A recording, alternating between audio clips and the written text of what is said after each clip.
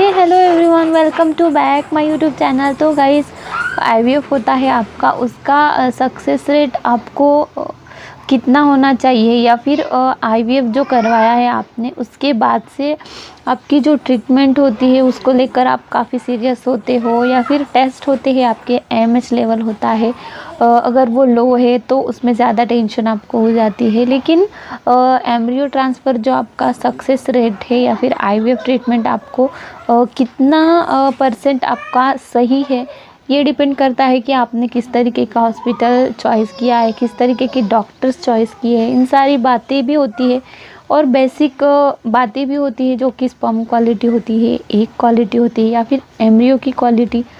इन सभी बातें अच्छी होना भी ज़रूरी होती है, उनकी क्वालिटी मेंटेन रखना भी ज़रूरी होता है।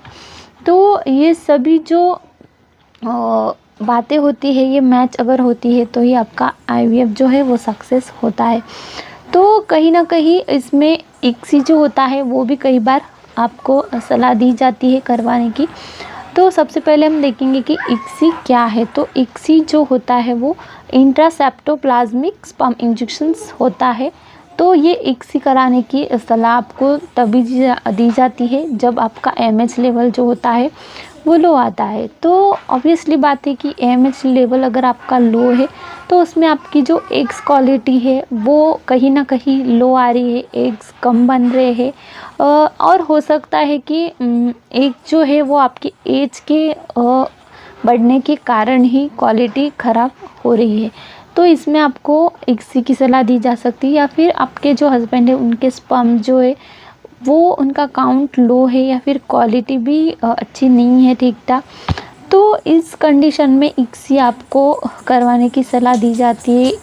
इस बातों में इक्सी जो होता है वो काफ़ी एक्सपेंसिव हो सकता है, लेकिन अगर आपके पास कुछ ऑप्शन नहीं है दूसरा तो आपको इक्सी करवाना ही पड़ता है।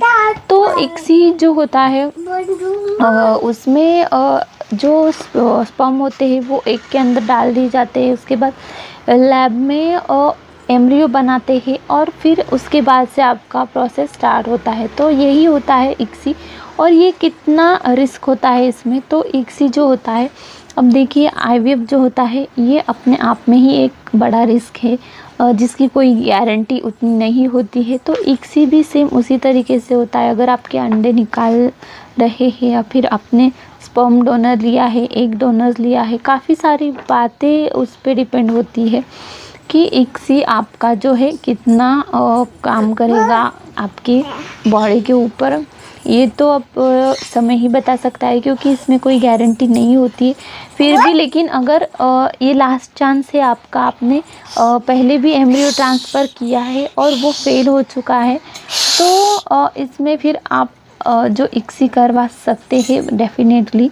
लेकिन इसका उतना भी सक्सेस रेट नहीं होता है, लेकिन चांसेस ज़्यादा होते हैं कि आपके एम्ब्रियो जो होते हैं वो अच्छे क्वालिटी के बनते हैं, और ज़्यादा भी बनते हैं। तो इसीलिए इक्सी जो होता है वो आपको करवाने की सलाह दे सकते हैं। तो आई होप कि आपको वीडियो पसंद आई होंगी। वीडियो अच्छी लगी तो लाइक और शेयर ज़रूर कर देना है। चैनल को पहली बार देखा है तो सब्सक्राइब ज़रूर कर देना है, क्योंकि यहाँ पे आपके सारे सवालों के जवाब मिलते रहते हैं। तो चलिए फिर मिलते हैं किसी नेक्स्ट इन्फॉर्मेशन को लेकर। तब तक के लिए स्टे हेल्दी, स्टे हैप्पी।